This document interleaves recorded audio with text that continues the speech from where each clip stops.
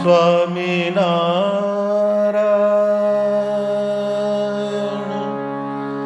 સ્વામિનારાયણ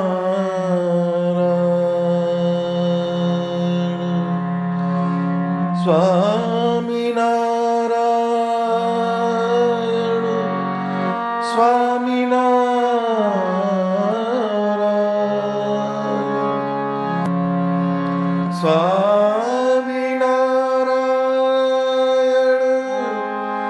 સ્વામિનારાયણ સ્વામિનારાયણ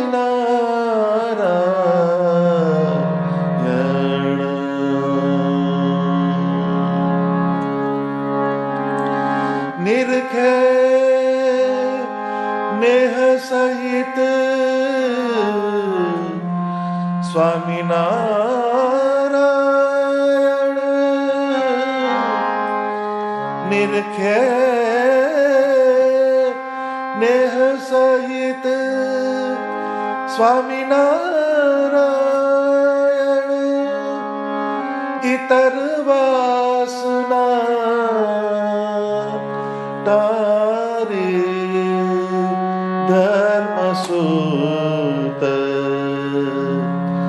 જીવન મૂરી હમારી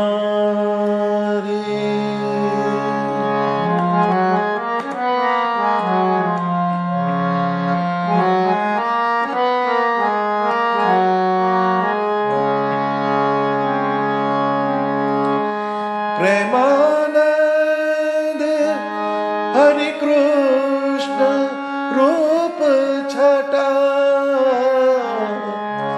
પ્રેમાનંદ હરિ કૃષ્ણ રૂપ છટા રાખત ઉર બીચ ધારી ધર્મ સૂત હરે કૃષ્ણ રૂપ છટા રાખત ઉર બીચ ધારી ધર્મ સૂત જીવન મોરી હમારી ધર્મ સૂત જીવન મોરી હમારી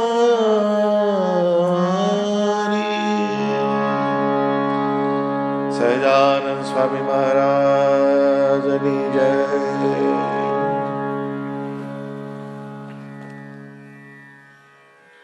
પ્રેમાનંદ સ્વામી એમના પદોમાં આપણે જોઈએ તો કોઈક ને કોઈક જગ્યાએ પ્રેમની વાત તો આવે જ. કેમ કે પ્રેમાનંદ સ્વામીનું સમગ્ર અસ્તિત્વ, એમનું સમગ્ર વ્યક્તિત્વ સ્વામિનારાયણ ભગવાનની મૂર્તિમાં પ્રેમથી જોડાયેલું હતું. એ ભગવાનના પ્રેમથી જોડાયેલા સખા હતા, એટલે એમને પ્રેમ સખી પ્રેમાનંદ એમ કહેવાતું. તો આ પદની ત્રીજી લાઈન એમાં સ્વામી કહે છે કે નિરખે નેહ સહિત સ્વામિનારાયણ. ભગવાનને ભજવાના માર્ગમાં સ્નેહ એ ખૂબ જ અગત્યનું અને આવશ્યક અંગ છે. ભગવાને આપણા જીવના કલ્યાણને માટે જે મૂર્તિઓ પધરાવી છે તથા નિત્ય ઘર પૂજા માટે જે ચિત્ર પ્રતિમાઓ શ્રીજી મહારાજે કરાવી હતી તેને રોજ જે સ્નેહથી નિરખવી જોઈએ. તો અહીંયા નિરખવાની વાત છે એ બહુ જ સમજવા જેવી વાત છે. એક કીર્તનમાં બ્રહ્માનંદ સ્વામીએ લખ્યું છે કે નિરખતા નજરામાં થઈ છું ગજરામાં ગુલતાન.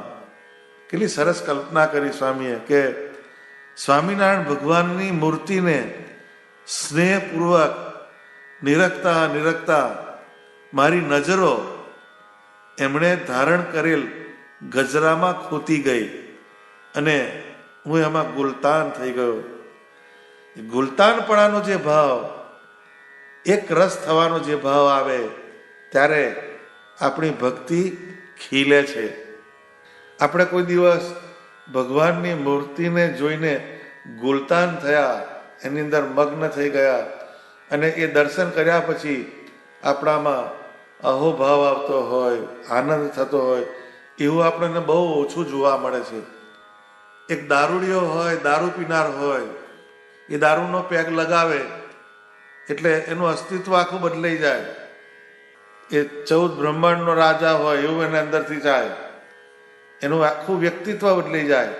એની અંદર દારૂનો નશો એ જ્યારે પ્રવેશ કરે છે ત્યારે એનામાં કેમિકલ ચેન્જીસ આવે છે અને એની ભાવદશા બદલાઈ જાય છે.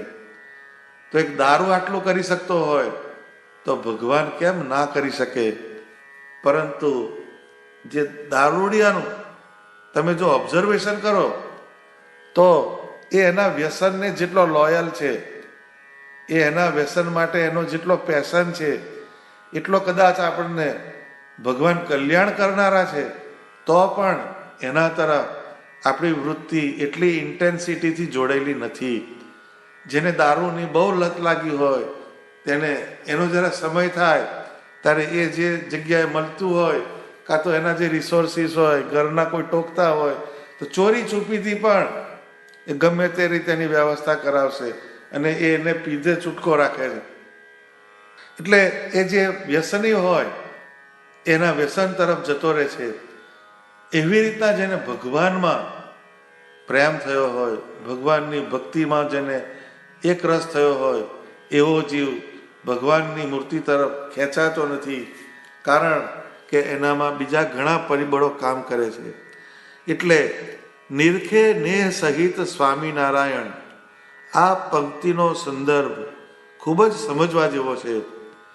સ્વામિનારાયણ ભગવાનની મૂર્તિનું દર્શન કરીએ ત્યારે અંદરથી ખૂબ જ ભાવ થવો એ ખૂબ જ જરૂરી બાબત છે.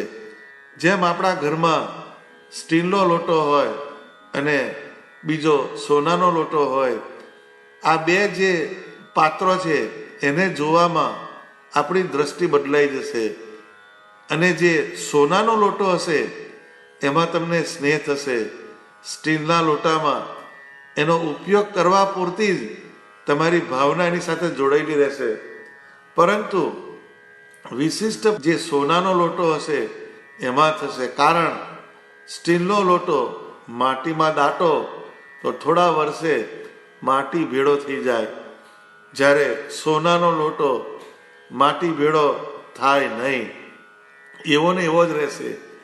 એવી રીતે પંચભૂતમાંથી પ્રગટ થયેલા આકાર માત્ર પંચભૂતમાં વિલીન થઈ જાય છે, ભળી જાય છે. અને એક ભગવાન સ્વામિનારાયણની મૂર્તિ પરમ ચૈતન્યમય છે, એનો ક્યારેય નાશ નથી થતો.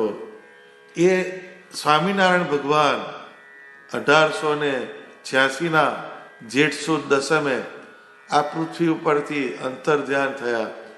એમનું ભૌતિક રૂપ ગયું પણ સ્વરૂપ અહીંયા પ્રત્યક્ષ સત્સંગમાં છે.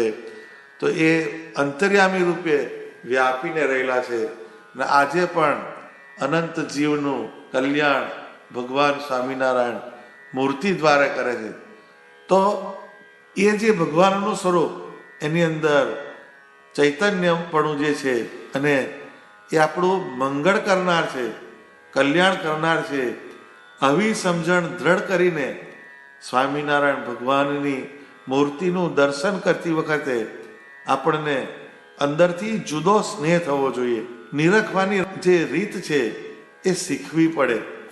જોવું અને નિરખવું એમાં બહુ ફેર છે. આપણે માત્ર મૂર્તિને જોઈએ છીએ, દર્શન કરવા ગયા પણ મૂર્તિને જોઈને પાછા આવીએ છીએ, પણ મૂર્તિને નિરખવાનો પ્રયત્ન આપણે બહુ જ જવલ્ય કરીએ છીએ. નિરખીએ ખરા ક્યારે કે કોકના લગ્નમાં ગયા હોય, જેનું લગ્ન હોય, જે કન્યા હોય એને શણગાર્યું હોય તો એની હેરસ્ટાઈલ, એના કપડાં, એના દાગીના, એની મહેંદી, આ બધી વસ્તુનું માઇન્યુટ ઓબ્ઝર્વેશન થાય. અને પછી પાછું એ ઓછું પડે એમ પાછા ઘેર આવે એટલે ડિસ્કશન થાય એનું કે આજે એની હેરસ્ટાઈલ આ સરસ હતી, એને આ કપડાં બહુ સરસ પહેર્યા હતા, વગેરે વગેરે. આ બધી વસ્તુનું ડિસ્ક્રિમિનેશન આપણા જીવનની અંદર આવે છે. પણ કોઈ દિવસ આપણે સાથે દર્શન કરવા ગયા હોય કુટુંબમાં અને હરિકૃષ્ણ મહારાજના આવા વાગા હતા, આજે હરિકૃષ્ણ મહારાજના આવા એક્સપ્રેશન્સ હતા, એમની મૂર્તિ આવી લાગતી હતી, આવી કોઈ બી વાતનું શેરિંગ બહુ જ ઓછું જોવા મળે છે. કેમ કે આપણી વૃત્તિ જ એમાં જોડાયેલી નથી. એટલે જે નિરખવું એની અંદર બહુ ફેર છે. જોવું અને નિરખવું, મૂર્તિના દર્શન કરી અને આંખોથી દર્શન કરીને જ પાછા આપણે આવીએ છીએ. જોવામાં માત્ર આંખો જ પરોવાય છે. જ્યારે નિરખવાની વાત આવે ત્યારે એમાં નિરીક્ષણ થાય છે. આંખો સાથે મન, બુદ્ધિ અને જીવના વેગ જોડાય છે. મૂર્તિનું દર્શન કરીએ ત્યારે આપણી આંખોએ જે જુદી જુદી મૂર્તિના દર્શન કર્યા હોય, દાખલા તરીકે ગઢપુર, ધોલેરા, વડતાલ, જુનાગઢ, ભુજ, મોડી, ધોળકા, સુરત, અમદાવાદ આદિ જે ધામો, એમાં જે સુખસયા હોય છે તેમાં શ્રીજી મહારાજના સમયમાં બનેલ ચિત્ર પ્રતિમાઓ પધરાવેલી હોય છે. તે મૂર્તિના નેણ, નાસિકા, હાથની આંગળીઓ, ચરણારવિંદ, મુખારવિંદ, ભાગ, તોરા, ગજરા, હાર, આ બધા જુદા જુદા અંગોનું બારીકાઈથી નિરીક્ષણ કર્યું હોય તેને મનમાં ધારવાનું અને પછી બુદ્ધિમાં એવો નિશ્ચય દ્રઢ કરવાનો કે 14 બ્રહ્માંડમાં આ મૂર્તિ જેવો કોઈનો આકાર નથી. કારણ બધા આકાર માત્ર નાશવંત છે. એ નાશવંતમાં મારો જીવ જો હું જોડીશ તો હું પણ નાશવંત તરફ ગતિ કરીશ. પરંતુ જો આ મૂર્તિ જે પરમ ચૈતન્ય સ્વરૂપ છે એમાં હું જીવ જોડીશ તો મને અક્ષરધામ તરફ ગતિ કરાવશે. આવી ભાવના રાખીને નિશ્ચય બુદ્ધિમાં દ્રઢ કરવો. ત્યાર પછી શ્વાસ ઉચ્છ્વાસ દ્વારા સ્વામિનારાયણ મંત્ર બોલતા બોલતા તે મૂર્તિને જીવમાં ધારવાની. આમ જીવમાં એ ધારવાની પ્રક્રિયા ચાલુ થઈ જાય પછી વારંવાર એનું પુનરાવર્તન થયા કરે તો એ મૂર્તિ જીવમાં ફિટ થઈ જાય અને ત્યારે મૂર્તિમાં સ્નેહ થાય છે. એક છોકરાને આપણે રમાડીએ છીએ તો પણ આપણું ઇન્વોલ્વમેન્ટ કેટલું થઈ જાય એ જ્યારે આપણે ખુદ રમાડતા હોય તો ના ખ્યાલ આવે, પણ બીજો વ્યક્તિ છોકરાને રમાડતો હોય ત્યારે જો આપણે જોઈએ તો આપણને ખ્યાલ આવે કે જ્યારે છોકરાને રમાડે ત્યારે એ પહેલો જે દુનિયાની અંદર રહે છે એમાંથી બહાર જતો રહે છે. મીન્સ એની પોસ્ટ પોઝિશન બધું ભૂલી જશે અને છોકરું જે નિર્દોષ છે, નાનું છે, એવો જે એની મેન્ટાલિટીને બનાવી દેશે અને એની જોડે તોતડું બોલશે. હવે ઇંગ્લિશનો પ્રોફેસર હોય પણ છોકરાને રમાડે તો છોકરું જેમ તોતડું બોલે, કકડાવાળા શબ્દો બોલે, એવી રીતના એની જોડે એક્સપ્રેશન્સ કરતો જાય અને એ જે છોકરાને રમાડતો જાય. એટલે એ જે રમાડવાની જે પ્રોસેસ છે એમાં એની બોડી કોન્શિયસનેસને ભૂલી જાય છે. એની અંદર હું આવો એજ્યુકેટેડ છું, હું આવો સ્ટેટસવાળો છું. કોઈક પોલીસવાળા હોય તો એનું પણ સ્ટેટસ ભૂલી જાય અને છોકરાને રમાડતી ઘડીએ એ નીચે ઘોડો થઈ જાય અને છોકરાને ઉપર બેસાડે. આવી દરેક ક્રિયાઓ તમે જોતા હોય તો અંદરથી ખ્યાલ આવે છે કે જગતના પ્લેન ઉપર આપણે જ્યારે ડીલ કરીએ ત્યારે આપણે દેહભાવથી છૂટા પડીને એ જે તે ક્રિયામાં કેટલા એનગ્રોસ થઈએ છીએ. તો એ જે નેહ શબ્દ આવ્યો, નેહ, એ સ્નેહ જ્યારે ક્યારે થાય તો કે જ્યારે આપણી વૃત્તિઓ જે છે એના ફોર્સ, એક થઈને કોઈ પણ ક્રિયામાં જોડાય ત્યારે આપણને સ્નેહ થાય છે. તે મૂર્તિમાં સ્નેહ કેમ નથી થતો?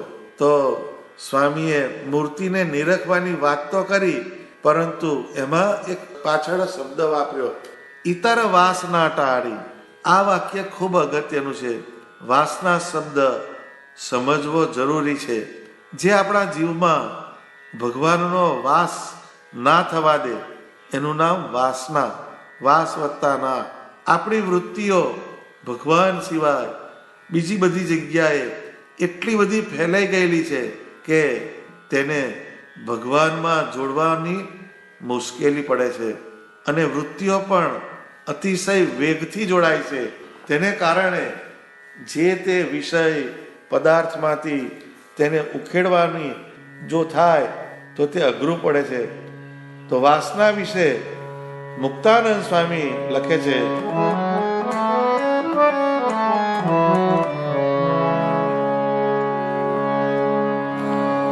पंच विषय में प्रीत है, सोई तृष्णा को रूप, मुक्त कहे ताको तजे, सोई हरि भक्त अनूप, काचे पोचे जीव से तृष्णा तजी न जात, मुक्त कहे महापापिणी, मुक्त कहे महापापिणी, तृष्णा सब को खात. पंच विषय में प्रीत है सोई तृष्णा को रूप, मुक्त કહે તાકુ તજે સોઈ હરિભક્ત અનુપ. આ તૃષ્ણા આપણી વાસના આપણી ક્યાં ક્યાં બંધાય છે? તો કે એક શબ્દમાં બંધાય, સ્પર્શમાં બંધાય, રૂપમાં બંધાય, રસમાં બંધાય અને ગંધમાં બંધાય. ઘણા જે ભૂત પ્રેતની યોનિને પામે છે એ કેમ પામે છે? તો કે કોક રૂપની અંદર અટક્યો છે, કોક સારું સારું ખાવામાં અટક્યો છે, કોકે સારા શબ્દો સાંભળીને એની વાસના થઈ ગઈ એના માટે અટક્યો. તો પાંચ વિષય જે છે એ આપણને બાંધનારા છે. મુક્તાનંદ સ્વામી કહે છે કે તાકુ તજે સોઈ હરિભક્ત અનુપ. એણે જે છોડે એ જ હરિભગત છે. પણ કહે છે કાચે પોચે જીવ સે તૃષ્ણા તજી ના જાત. કાચો પોચો જે હોય એનાથી આ તૃષ્ણા તજાય એવી નથી. કેમ કે મુક્ત કહે મહાપાપિણી, તૃષ્ણા સબકો ખાત. એ જે તૃષ્ણા જે છે, વાસના છે, એ મહાપાપિણી છે. મહાપાપિણી શબ્દ વાપર્યો.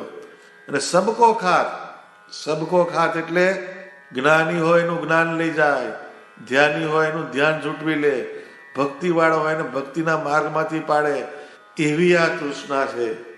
ગમે એવો હોય, વૃદ્ધ હોય, જુવાન હોય, આ બધાને તૃષ્ણા ફરી વળે છે.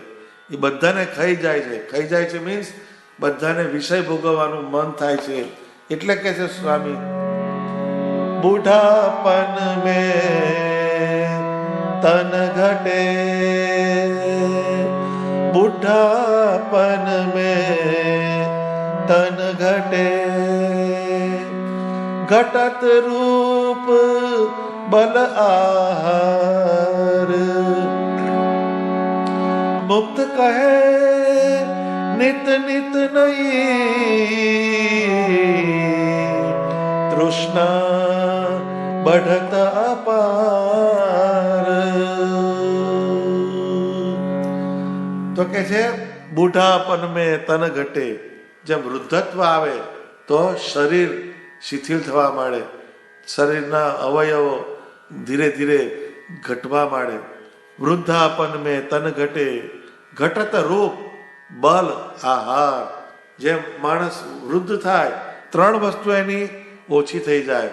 ઘટત રૂપ, પહેલું રૂપનો પાઠ જે છે એ ધીરે ધીરે ઓછો થવા માંડે, મોઢા પર કરચલીઓ આવવા માંડે, ડેન્ચર અંદર જતું રહે, આંખો અંદર ઉતરવા માંડે, કાળા સર્કલ થઈ જાય આંખોની ચારે બાજુ. ઘણી બધી વસ્તુઓ રૂપને અસર કરનારી છે. પછી બળ, એટલે એમાં જે બળ હતું એ ઓછું થઈ જાય. અને આહાર, ખાવાનું, કે પહેલાં ભાઈ કે 10 રોટલી ખાઈ જતો હતો, પણ હવે ઉંમર થઈ એટલે 1-2 રોટલીથી ચાલી જાય છે. તો આ ત્રણ વસ્તુ મુક્તાનંદ સ્વામી કહે છે ઓછી થતી જાય જેમ જેમ માણસ વૃદ્ધ થાય. ઘટત રૂપ બલ આહાર. પણ એમ કહે છે કે મુક્ત કહે નિત નિત નઈ, તૃષ્ણા બઢત અપાર. મુક્તાનંદ સ્વામી કહે છે કે રોજે ને રોજે નવી ને નવી તૃષ્ણા આ જીવની અંદર આયા જ કરે છે. એ ભલે વૃદ્ધ થાય પણ તૃષ્ણાનો ફેક્ટર જે છે એ એને ઓછો થતો નથી. ગમે એટલો વૃદ્ધ થાય તો પણ ટીવીની એક સિરિયલ ના છોડે, ન્યૂઝપેપરનો એક ખૂણો ના છોડે. કેમ? કે એની અંદર તૃષ્ણા પડેલી છે. કાં તો શબ્દની છે, સ્પર્શની છે, રૂપની છે, રસની છે, કાં તો ગંધની વાસના એની અંદર પડેલી છે. એટલે ભગવાનના સ્વરૂપમાં હિત ના થવા દેનારો એલિમેન્ટ કોણ છે? તો કે તૃષ્ણા, વાસના. એટલે નિરખે નેહ સહિત સ્વામિનારાયણ ઇતર વાસના ટારી. અને બીજા સંદર્ભમાં જોઈએ તો વાસના ટાળવી હોય તો અતિશય પ્રેમથી ભગવાનની મૂર્તિને જોજો કરવાની, ભગવાનની વાણીને નિત્ય નિત્ય સાંભળવાની અને એ વાણીને અંતરમાં ધારવાની. આ બે થાય તો આપણી વાસના તૂટવા માંડે. છેલ્લે સ્વામી લખે છે કે પ્રેમાનંદ હરિ કૃષ્ણ રૂપ છટા, રાખત ઉર બીચ ધારી. ભગવાન સ્વામિનારાયણ જેવું રૂપ અને એમના જેવી છટા આ 14 બ્રહ્માંડમાં કોઈની નથી. હરિકૃષ્ણ શબ્દ એ વાપરે છે સ્વામી. એ બે શબ્દોનું સંયોજન છે. હરિ વત્તા કૃષ્ણ એટલે હરિકૃષ્ણ. શાસ્ત્રમાં કીધું છે કે હરણાર્થ સર્વ દુઃખાના ઇતિ હરિ. એટલે જે આ જીવના દુઃખ માત્રને હરી લે એ હરિ કહેવાય. અને કૃષ્ણ એટલે પોતાના શ્યામ સુંદર એવા સ્વરૂપની અંદર દરેકને આકર્ષી લે છે અને એ સ્વરૂપના આકર્ષણમાં એ જીવ જાય એટલે એના દર્શનથી એને દિવ્ય સુખ મળે છે. તો એ પોતાના સ્વરૂપની અંદર આકર્ષીને પોતાના ભક્તજનને દિવ્ય સુખને આપનારા આવા હરિકૃષ્ણ મહારાજ, એનું રૂપ ને એની છટા, આ બેનું ચિંતન કરવું જોઈએ. એ રૂપની વાક્ય આપણે સમજ્યા, પણ છટા એટલે શું? તો કે છટા એટલે પ્રભાવશાળી વ્યક્તિત્વ. તો જેની અંદર ખૂબ જ પ્રભાવ હોય. પ્રભાવ એટલે એને આપણે મળીએ, એને જોઈએ તો આપણા વિચારો બદલાવા માંડે, આપણી વૃત્તિઓ બદલાવા માંડે. તો સ્વામિનારાયણ ભગવાન એમણે પોતાનું પોતે સ્વરૂપ વડતાલમાં પધરાવ્યું. એ હરિકૃષ્ણ મહારાજ, એમની મૂર્તિ સામે આપણે ઘડીક ઊભા રહીએ તો આપણા મનના વેગ સમવા માંડે, આપણી વૃત્તિઓ નિર્ગુણ થવા માંડે. એવો પ્રભાવ એ મૂર્તિની અંદર છે. પછી પ્રભાવ એટલે કોઈને અસર કરી એને અંદર આકર્ષી લે એવી જેનામાં વાકચાતુર્યતા હોય એને છટા કહેવાય. તો સ્વામિનારાયણ ભગવાનની વાણી, એમના જેવી વાણી કોઈની વાણી નથી. 200 વર્ષ પહેલા જે વાણી ઉચ્ચારાઈ એ વાણીને અત્યારે પણ આપણે વાંચીએ, એનું મનન કરીએ, સ્મરણ કરીએ, અનુસંધાન રાખીએ તો આપણું અંદરનું બિઈંગ બદલાઈ જાય, આપણામાં એક નવું સ્પિરિટ આપી જાય.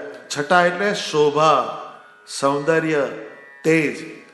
તો આ બધા એલિમેન્ટ્સ, એક ભગવાનની શોભા, એ મૂર્તિને તમે જુઓ તો તમે ત્યાંથી ખસવાનું મન ના થાય એવી શોભા હોય છે, એવું સૌંદર્ય હોય છે એ ભગવાનના આકારનું. અને તેજ, એ મૂર્તિનું તેજ પણ એટલું પ્રભાવશાળી હોય છે. તો આટલી વસ્તુઓ હરિકૃષ્ણ મહારાજના સ્વરૂપની અંદર સમાયેલી છે. એટલે સ્વામિનારાયણ ભગવાન, એમના જેવું રૂપ અને એમના જેવી છટા આ ત્રિભુવનમાં કોઈની નથી. તો એ ભગવાનનું રૂપ અને એમની છટા, એટલે એક મૂર્તિનો આકાર અને બીજો એમનો પ્રભાવ, એમનામાં આકર્ષણ કરનારી વાણી, એમની શોભા, એમનું સૌંદર્ય અને એમનું તેજ, આ બધી વસ્તુને રાખત ઉર બીચધારી. એ પ્રેમાનંદ સ્વામી કહે છે, પ્રેમાનંદ હરિ કૃષ્ણ રૂપ છટા રાખત ઉર બીચધારી.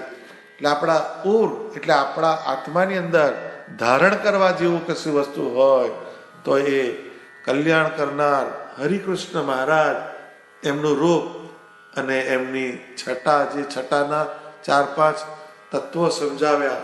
આટલી વસ્તુ જો આપણા ઉરની અંદર આપણે ધારણ કરીએ તો આપણા અંતઃકરણમાંથી, આપણા જીવમાંથી વાસના દૂર થઈ જાય, વાસના નિર્મૂળ થઈ જાય અને આપણને સ્વામિનારાયણ ભગવાન, એની મૂર્તિ અને એમના જ્ઞાનનું નિત્ય અનુસંધાન રહે.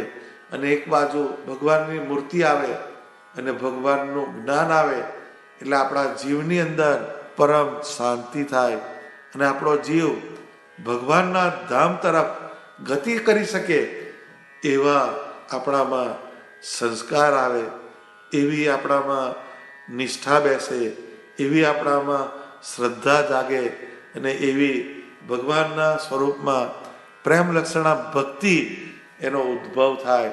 તો આ પદ પ્રેમાનંદ સ્વામીનું છે.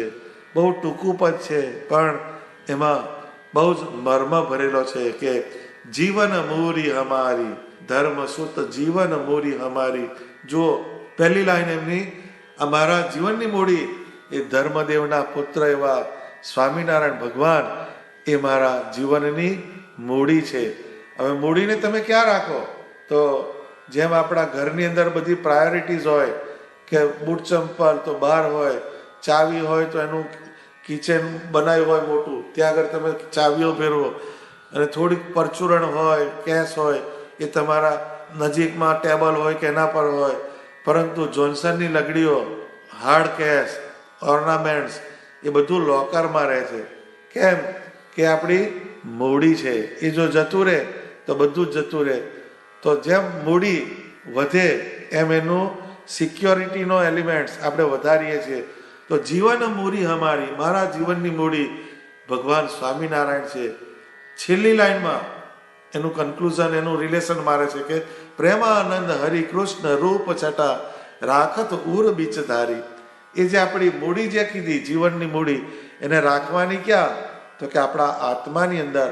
તો આપણો આત્મા જે છે એમાં સ્વામિનારાયણ ભગવાનની મૂર્તિનું રૂપ અને એમની છટા, કહેતા એમનું પ્રભાવશાળી વ્યક્તિત્વ, એમનો પ્રભાવ, એમની અસર કરનારી વાણી, એમની શોભા, એમનું સૌંદર્ય અને એમનું તેજ. આ તેજનો એલિમેન્ટ બહુ સમજવા જેવો છે. તેજ જ્યારે આવે આપણા આત્માની અંદર, ત્યાં ભગવાન ક્યાં રહે છે? તો કે અક્ષરધામમાં રહે છે. અક્ષરધામ એટલે શું? તો કે કોટી સૂર્ય ચંદ્રની જે તેજ જે છે એને પણ ઝાંખું પાડી દે એવું દિવ્ય તેજ, એમાં સ્વામિનારાયણ ભગવાન રહે છે. તો જો આપણે આપણા આત્માની અંદર એમનો વાસ કરાવવો હોય તો એમનો તેજનો એલિમેન્ટ જો આપણા આત્માની અંદર આવે તો એમની મૂર્તિ આપણા હૃદયની અંદર સ્થિર થાય. તો આપણા ઉરની અંદર રાખત ઉર બીચધારી, એટલે આટલી વસ્તુઓ, એમનું રૂપ, એમની છટા, એને આપણા ઉરની અંદર ધારણ કરવાની. તો એ જો આવશે તો આપણા જીવનમાંથી વાસના નિર્મૂળ થઈ જશે. તો આ પદને બહુ સમજીને એ આપણા જીવનમાં ઉતારવા જેવું આ પદ છે પ્રેમાનંદ સ્વામીનું. સહજાનંદ સ્વામી મહારાજની જય.